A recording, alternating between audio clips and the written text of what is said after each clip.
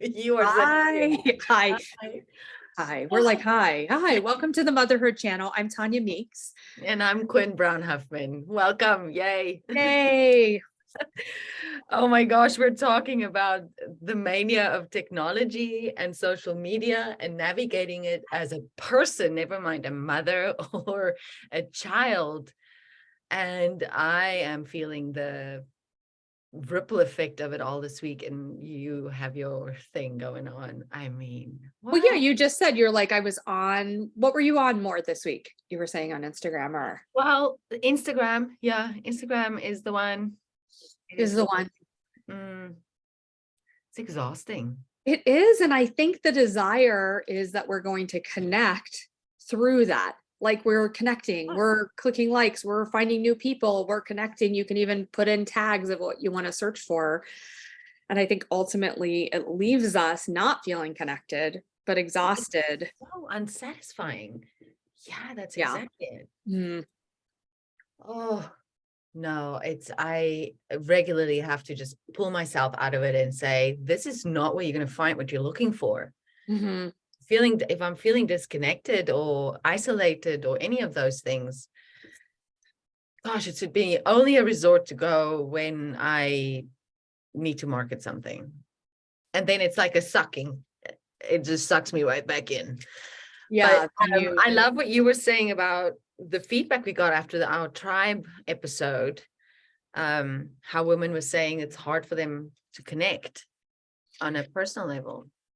Well, or people feeling, I mean, people were like, oh, I like that it's conversational. And I feel like people want to connect and have deep conversation about what's going on. And I think that what you think you're going to be like as a mother can be very, very different.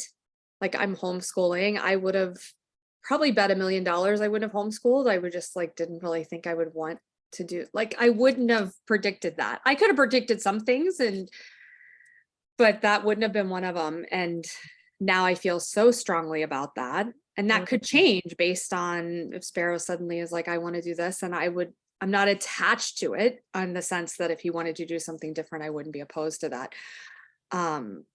So it's just kind of funny, right? And I think that I was saying that I work sometimes clinically with like younger clients, and they are having trouble like in dating or romantic encounters of feeling like they can't talk until they get to know somebody on Snapchat or Instagram message or text message. And so then when they actually get face to face, they're like struggling with how to interact. Yeah, I see that. Yeah. You said that, and I went into its mothers because I'm in my head, I'm waiting outside the school, for my kid, and I'm surrounded by parents, and there's here and there a couple people obviously known each other since the beginning, and they talk, and everyone else is on their phones, and that's just the nature of our society. And People aren't like talking, the parents aren't talking. no, but there's always a connector, right? So you got to find the connector, because there's this one woman that will go, and do you know her? And she's connecting people, and it's Yeah, beautiful. yeah. And it's also, times of the week you can just see where people are at, whether they're engaging each other, even being so aware of where the moon is. I see every week, like there's either more chatter around me, depending on Yeah. which part of the month it is, and then there's this closing off, and people just use their phones to close off the world and not engage. But just looking for tribe and looking for people to appreciate who you are in the world, or listen or converse. It's unless you set up a Zoom meeting the way we do, I know. never real. An email is hardly real. Yeah. It's so interesting. Yeah, and thinking about, I was just saying that I spent time, like I'll open up YouTube to my son, and like how that opens a portal where he is like devastated because I opened it up and then took it away. Speaking, that's not gonna work to talk. Anyways, it's like upsetting. It's like a thing Yeah. that's super addictive. It is. It's crazy. I It mean, is I for remember all when of us. I So opened it up. mhm, Yeah, I opened it up. And it's been a real interesting road to navigate. I stick to, I now that we're in America and I'm listening to like the baseball game mhm, and they'll bring in commercials. I'm shocked because we're not used to it. We have Netflix or yeah. the other one, and we can navigate and be very specific about Yeah. it. And then when the ads start popping in, it is pretty Oh, shocking because we it's were watching something. I don't know if it was on Hulu because we usually have Netflix. Anyways, and I was like, oh wow, there's a lot of ad. I mean, like I didn't even know what content is ads were on shocking. now because we don't watch regular things with No, commercials or we don't. ads. So But that's the thing with the media online. The Y one is is that let it's me hard pause to this. Hold know. on. Yeah, let's Let me pause. get this. Let's pause. We're And back. And we're and we're gonna back. move on from this topic because it's got some trigger words in it for live listeners in the room.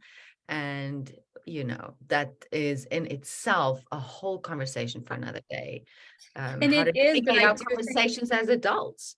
yeah, It, but I think it's like very telling the reaction level.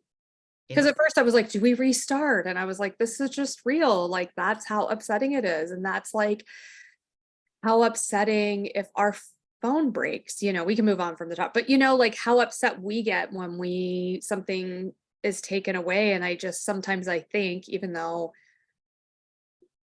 maybe I am like the little prairie, but not really. I can like have no garden and yeah, I'm not little prairie like, so never mind. I'm nothing like that, but I gotta go to the grocery store every single day, literally, because I don't know how to do anything different. So I'm obviously not homesteading it. But I think there is something in me, and that's why I like love going to Kauai, yeah. is because okay, we're having a hard day's night over here. So You love that's why I going. crave going to Kauai, is because even though the island now is definitely more tourist and there's definitely different feelings there, but ultimately it is slower. It is Yeah. quiet. I mean, you can go to the North Shore, and if you're at Tunnels Beach, the reception is really bad. It like you don't really use your phone It's because it doesn't really work, which is amazing. You know what And I mean? absolutely, we're the same. So, We can't get away enough. Like going away for the weekend to a place where we don't have access to our normal day routine um goodies, phones, etc. It's it's a reprieve for us, but my children loves it. yeah. They get as irate with us on devices as we need to keep them regulated on it. But yeah, it's interesting, and to take the topic of having to shift our way of speaking around this so that we don't keep triggering is Yeah.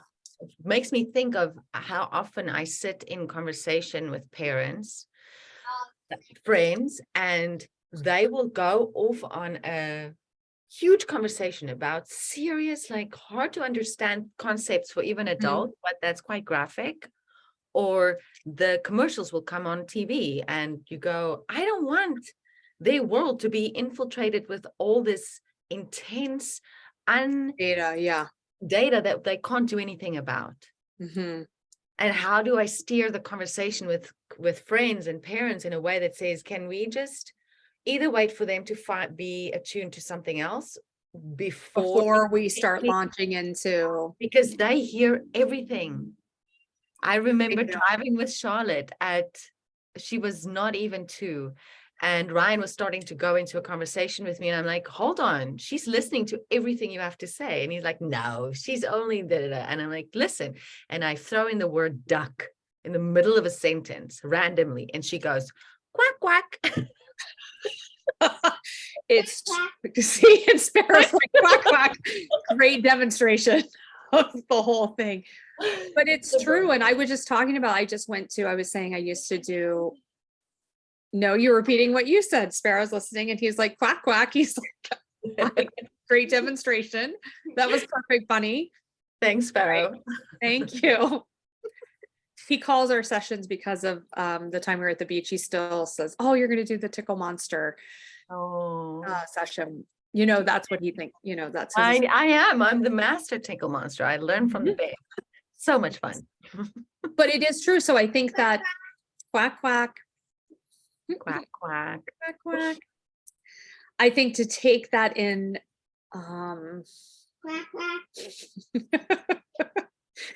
to remember that. But I think most people don't realize how much kids are taking in, like how big of a sponge that is. And then like what I was thinking about and journaling, what I was like, oh yeah, I wanted to talk about, but then when we were talking about what we were going to talk about, I couldn't remember. But now I just remember, was that how do we want our kids to see us? Like, what do we want them to say that we did? You know, like what do they remember mom doing like as a kid? Like what were those things? And when he was younger, I was doing more like high crisis intervention, like really crisis oriented work that required like crisis phone calls. And he still remembers that. And I was like, I don't want to continue having that high level of crisis. Mommy. Yeah, because that's like his memory. That's the sewage. It's behind the car. exactly I'm that. gonna pause for a moment again. Pause for a moment due to technology, ironically. So hold on. We're back. He's still quacking. He's quack quack. But how big, like, and so for me, I was like, I want to, be conscious of what my temperament is like as a mom, what my, I do a whole one woman show about my mother. And I think about like, what, how I would be portrayed, like, and the show is meant to honor my mother. It's meant to tell her story. It's not meant to like demonize or expose things. It was meant to be a very beautiful gift. So just thinking about like, if they are sponges, how they're interpreting everything we're doing and what we're doing in the world. And exactly. Well, and I also think about navigating their stress levels, their resilience. People go on, the world is this way, and I really I have such a passionate belief that I think we all have our reality. We all have our experience of the world navigated from our nervous system. yeah. So if I can calm their nervous system and not fill it up with a lot of the world's idea of itself. Yeah. I feel, and this is all an experiment. I'm not thinking I'm right. No. I'm saying We're all experimented with it. Yeah. Is I'd love to see them experience it from a very like neutral nervous system that can, let's see what the world looks like then, if our children are allowed to grow up at a pace that nature sort of allows, that we're not pushing them into the system that just makes them go, and then they're hearing all this info and they're hearing adults going on and feeling sad and in crisis, and that's a real anyway. We can't stop it all. I'm not trying to be like, but I do think there's something for like, even as simply quack quack, we hear you, bunny. I think there's just a balance. I think a balance is what I'm craving. It's not one way or the other. Yeah, and it's not taking it all away. Like I'm not going to suddenly be Little House on the Prairie homesteading because I go to the grocery every day.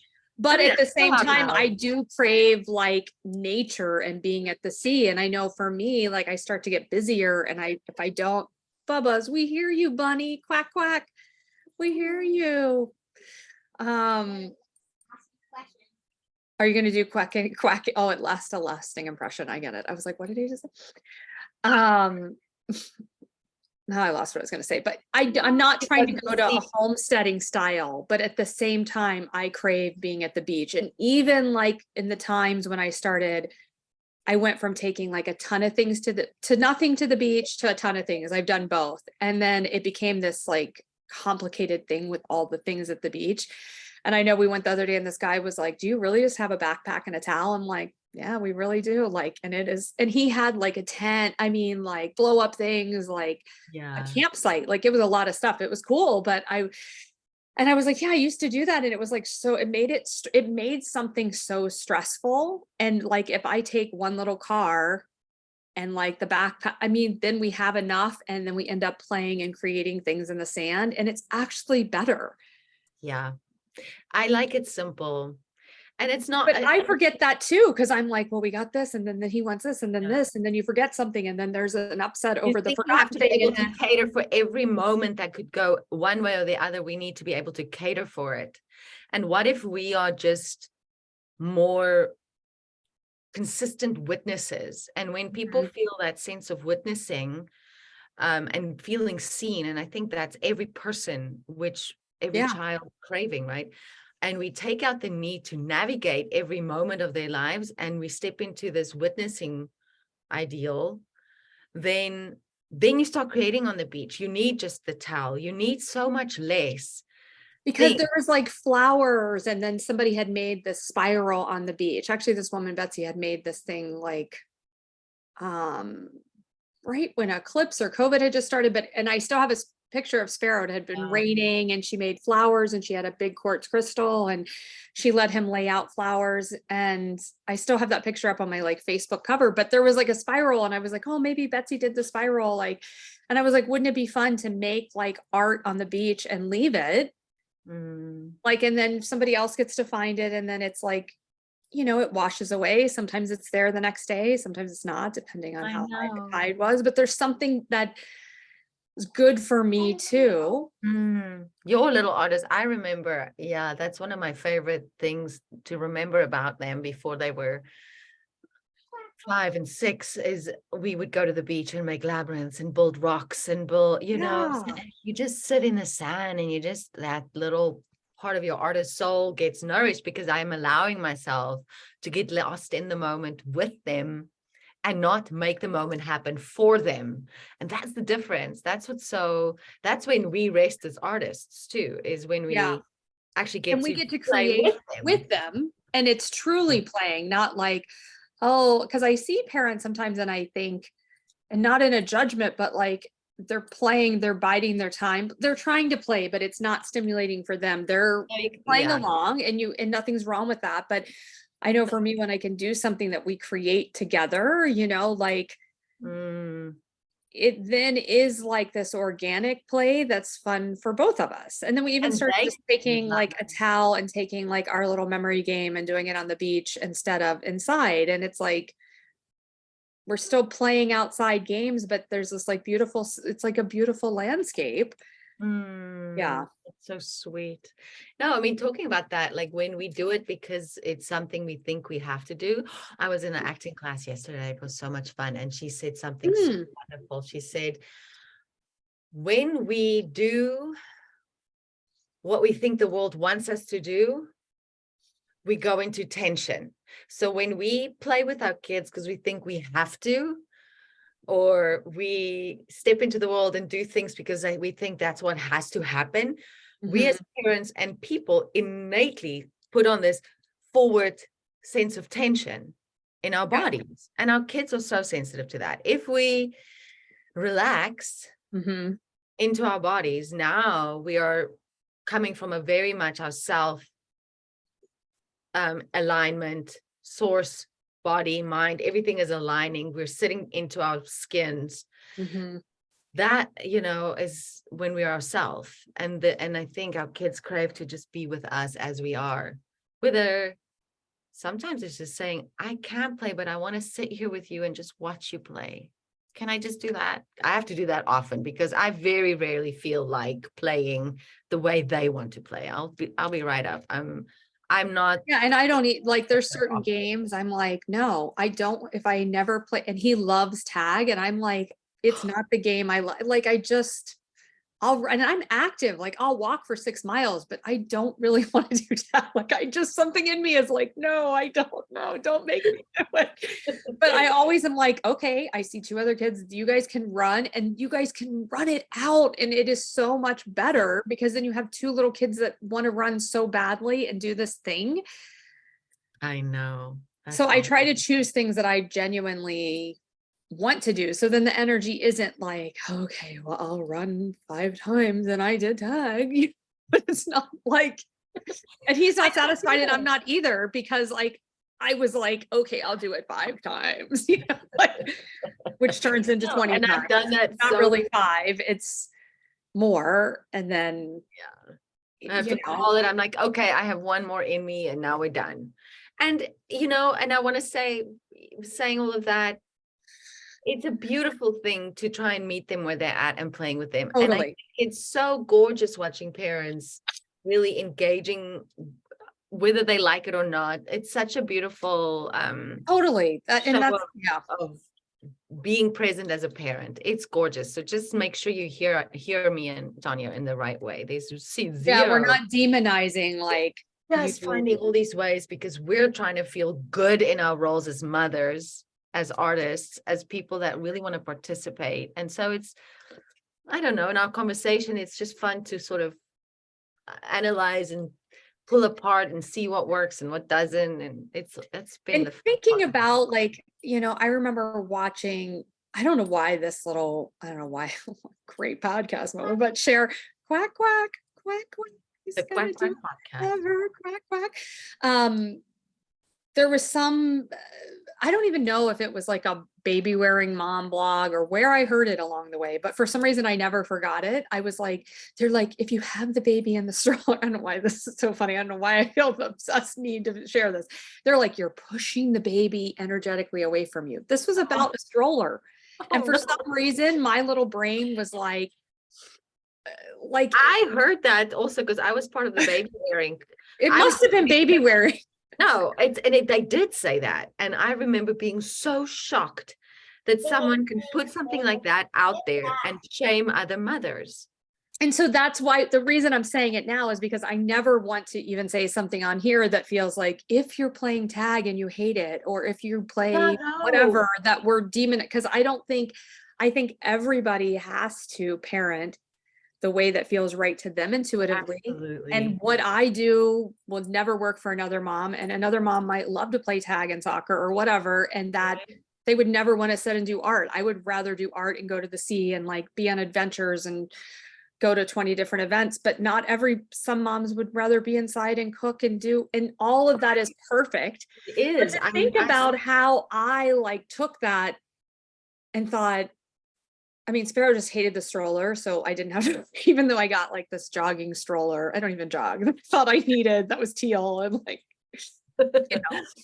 obsessed with getting, didn't fit in my 2-seat, 2-door convertible. I'm not talking about you, but Buzz. Anyways, yeah, and it was just like, but I like. No, I hear you. People, You hear me. Yeah, it's easy to hear something and feel judged by it, but that's what happens as moms, because there's so many ways to go about this. And we just want to be clear, you and I, that is never the case. We are very eccentric in our own way. But I want to say, in my tribe in South Africa that I raised my children with, and I sat with week in and week out, we are so we are so different, each one of us. Had such innately different ways of going about it all, our boundaries, our everything. And so honestly, this is just a personal navigation. Yeah, this is just us sharing a personal story, like ranting about our personal like preferences and styles. And so amazing. But I'd like to say, like, we're trying to figure out how you can stay in touch with us. And I think one of the ways is Instagram. We've set up our Instagram account, the Motherhood channel, where you can message ideas and thoughts and rants and raves, whatever it is. Let us know. Yeah, so I created a post. Quack, quack. You could quack, quack. You could say, oh, I got the quack, quack. You could do it on the post. You can DM. Yeah. So we're gonna start with that. We're gonna start with Instagram until we figure out Spotify, and possibly start an email here or something like that. But right now, please comment and let us know that you're listening and enjoying on Instagram and the Motherhood channel. Phew. I know. And I want everybody to explore just personally, like in the artist, like you took your acting class, you know, you're taking an acting class, Mhm. like, and I know for me, I realize that it's so important to like remember the parts of my passion that I still need to fulfill and Yeah. finding places for that, right? Yeah. Yeah, let us know how you find yours and how do you create space, because Mhm. I'm always seeking out little bits of wisdom in that way. Totally. Yeah. So, oh, here's my Yay. boy. Hello. Oh, He's so cute. so Come on, cute. he's like, hi. Okay. That's friends, our cat. He's meowing. So we've got a boy quacking and a cat meowing, and we will leave you with that. And look Okay. forward to the next chat on the To Motherhood the channel. next chat. Thank you. Bless Quack, quack. We love you. love.